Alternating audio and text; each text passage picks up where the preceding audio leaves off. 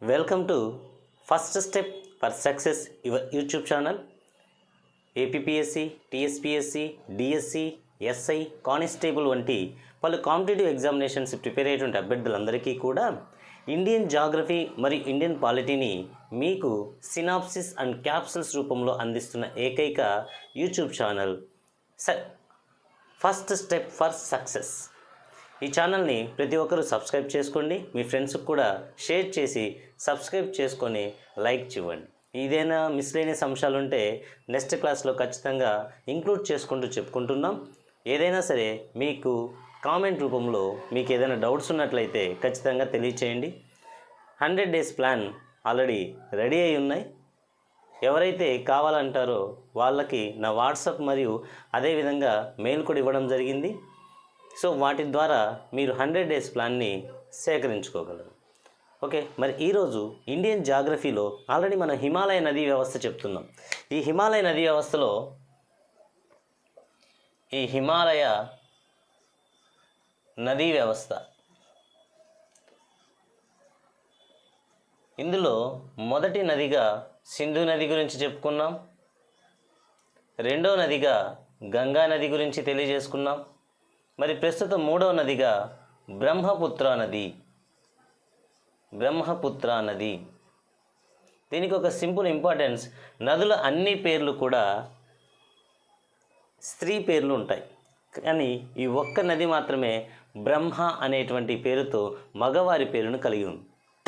ఇదొక్కటి గమనించండి. ఎప్పుడన్నా ఇలాంటి క్వశ్చన్స్ కూడా అడిగే అవకాశం ఉంది, అంటే సిల్లీగా ఉంటాయి బట్ తొందరగా ఆన్సర్ రాదు. రైట్, ఇది బ్రహ్మపుత్ర నది వెరీ మోస్ట్ ఇంపార్టెంట్. భారతదేశంలోనే అతి పెద్ద నదిగా చెప్పవచ్చు, అతి పెద్దది. సింధు నది 2880 కిలోమీటర్లు, గంగా నది 25 కిలోమీటర్లు, కానీ బ్రహ్మపుత్ర నది మాత్రం 2990 కిలోమీటర్లు. అతి పెద్ద నది, భారతదేశంలో ప్రవహించే అతి పెద్దది మరియు పొడవైనదిగా కూడా చెప్తాం. ఇది మోస్ట్ ఇంపార్టెంట్. అంతేకాకుండా ఇంకా చెప్పాలంటే ఇది టిబెట్లోని మానస సరోవరం. ఈ మానస సరోవర ప్రాంతంలోనే చాలా నదులు, చిన్న చిన్న ఉపనదులు, అనేక నదులు అనేటువంటి ఇక్కడ జన్మించాయి. అయితే దానికి చాలా దగ్గరగా ఉన్న షంయంగ్డంగ్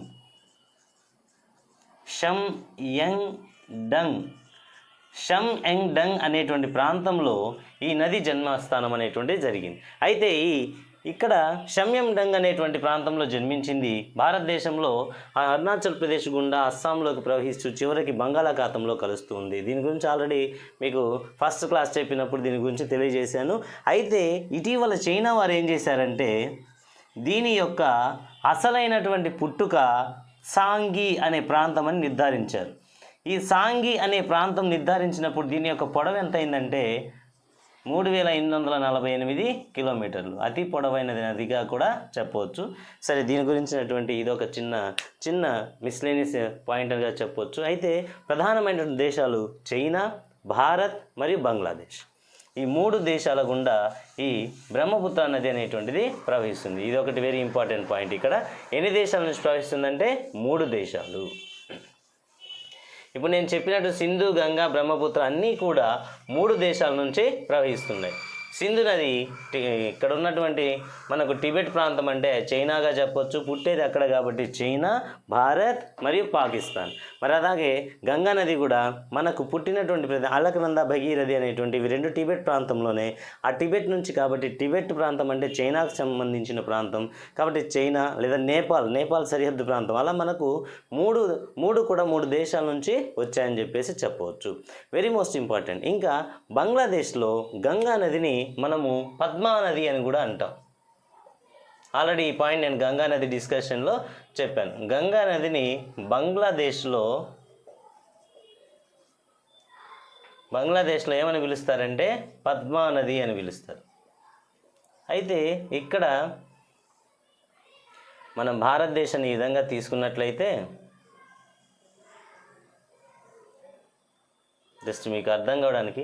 ఇక్కడ నుంచి పుట్టి బ్రహ్మపుత్ర నది ఈ విధంగా అరుణాచల్ ప్రదేశ్ గుండా ఇక్కడ అస్సాం నుంచి బంగాళాఖాతంలో ఇలా కలుస్తుంది. ఇక్కడ అలక్నంద భగీరథి అనే ప్రాంతం నుంచి ఈ విధంగా వస్తుంది కదా, ఈ ప్రాంతంలో ఇక్కడ బ్రహ్మపుత్ర నది గంగా నదితో కలుస్తుంది. ఇక్కడ గంగా నదితో కలిసి ఎక్కడ బంగ్లాదేశ్ ప్రాంతంలో, ఈ బంగ్లాదేశ్ ప్రాంతంలో కలిసి చివరికి ఎక్కడ కలుస్తుందంటే బంగాళాఖాతంలో కలుస్తుంది.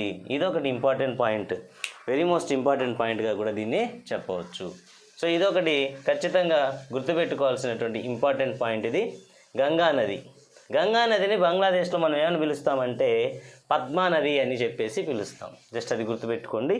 నెక్స్ట్ ఇక్కడ ఏం జరుగుతుందంటే బంగాళాఖాతంలో కలిసే ముందు బ్రహ్మపుత్ర నది ఏ నదితో కలుస్తుంది అంటే గంగా నదితో కలుస్తుంది. గంగా నదిని బంగ్లాదేశ్లో ఏమని పిలుస్తాం? పద్మా నది. రేపు ఆప్షన్స్లో గంగా నది ఇవ్వకుండా పద్మా నది కూడా ఇవ్వచ్చు, కాబట్టి ఇది కూడా గుర్తుపెట్టుకోండి. రైట్. నెక్స్ట్ బ్రహ్మపుత్ర నదికి వివిధ పేర్లు ఉన్నాయి, వివిధ పేర్లు. టిబెట్లో దీనికి ఏమని పిలుస్తాం అంటే సాంగ్పో అని పిలుస్తాం. సాంగ్పో, టిబెట్లో దీన్ని సాంగ్పో అని పిలుస్తాం. చైనాలో దీన్ని యార్లుంగ్ జాంగ్పో అంటాం. ఏమంటాము? యార్లుంగ్ జాంగ్పో, యార్లుంగ్ జాంగ్పో అని చెప్పేసి పిలుస్తాం. అదేవిధంగా అరుణాచల్ ప్రదేశ్లో దిహాంగ్,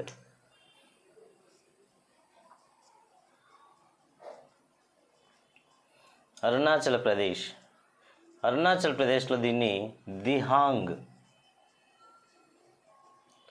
అండ్ సిహాంగ్ అని పిలుస్తాం.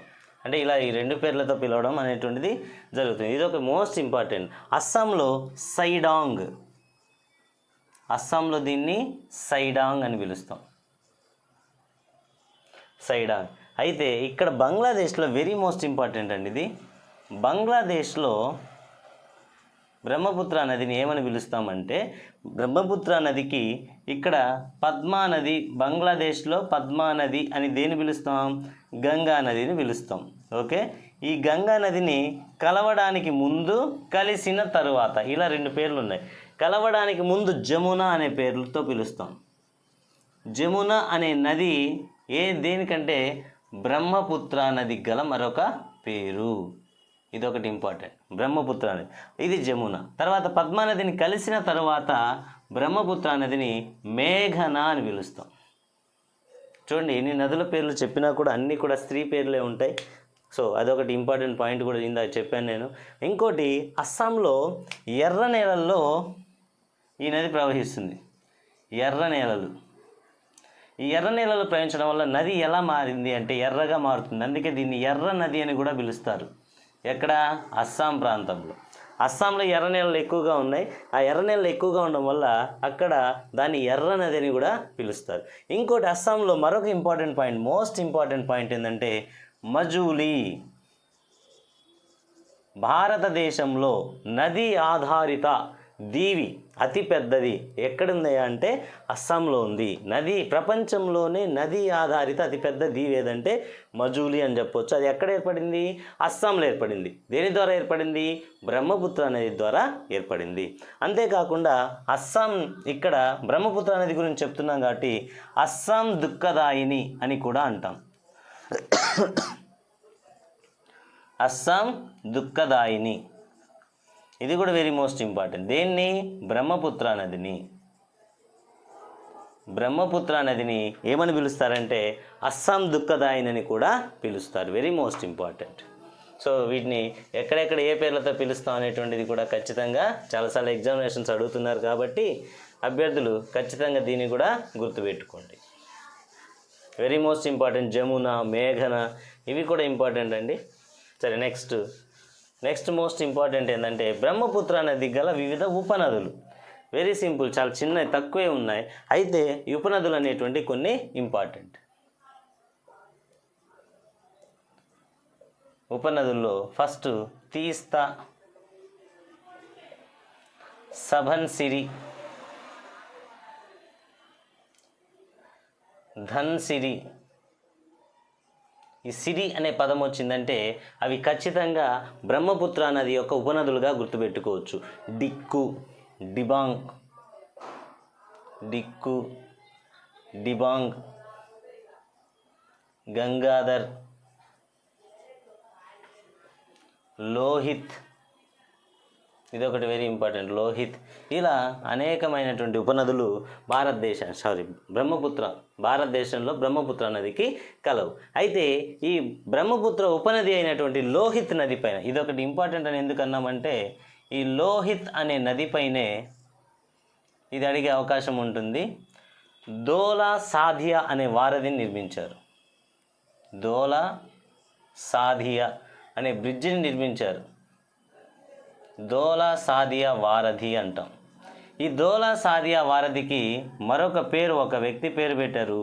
భూపేన్ హజారికా అనేటువంటి వ్యక్తి పేరు భూపేన్ హజారికా వారధి అని కూడా అంటారు.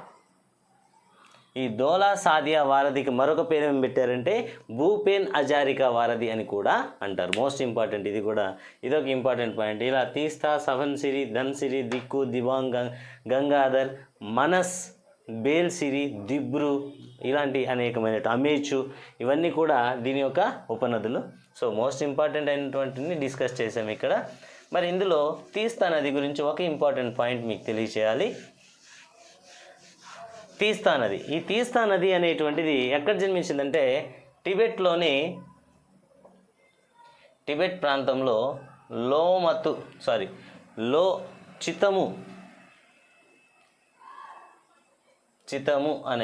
చితము అనే ప్రాంతంలో జన్మించింది. అయితే ఈ తీస్తా నది 1887 వరకు, ఈ సంవత్సరం వరకు కూడా గంగా నది ఉపనదిగా ఉండింది. గంగా నది ఉపనది. కానీ దీని తర్వాత వచ్చిన